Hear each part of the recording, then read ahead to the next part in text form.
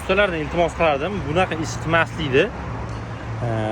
Gentra mashinamiz galofga olib qo'yganmiz, suv o'tkazib yuborgan. Asosiy muammo bu suv o'tkazib yuborganda emas, ustalar bunaqa ish qilmanglar iltimos. Mana bu geometriyani ko'rib turibsizlarmi? Buni polностью choplab geometriya qilib qo'yilgan. Ko'ryapsizlar, mana bu joygacha, mana bu joylar maslinli yo'l bo'ladi. Ya'ni ozgina narsaga ham tiqilib qoladi. Galopga tomon ham xuddi shunaqa yumilib qolgan. Ozgina joydan masalan moy davina bilan o'tgan. Agar bu sal joydan ko'chib yonga yuradigan bo'lsa, albatta qatqada tiqiladi. Qatqada moy yetmasdan shu bilan motor pishdi degani. Iltimos, galopga prikatga kraska qilsanglar ham, qolgan narsa qilsanglar ham germetik umuman ishlatmanglar. Germetik galopga prikatka uchun chiqarilmagan. Galopga prikatkada astobin o'zini germetiki bo'ladi.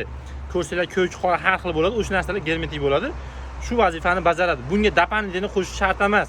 Kraska qilishni ko'rganman, lekin bu germetik umuman noto'g'ri ish. Buni ustalarga jo'natib qo'yinglar. Iltimos, galopga prikatka qilayotgan, ya'ni hamma liboy mashinaga, balkim bu Nexus 4 Gentradir, iltimos umuman bunaqa ish qilmanglar. Hamma galopga prikatka. Buni qirishni azobini ustalar o'zi yaxshi biladi. Qanaqa qiyinchilik bilan, noziklik bilan ichiga tushib ketib qolmasin deb ehtiyotkorlik bilan qirishni o'zlaringiz yaxshi bilasizlar.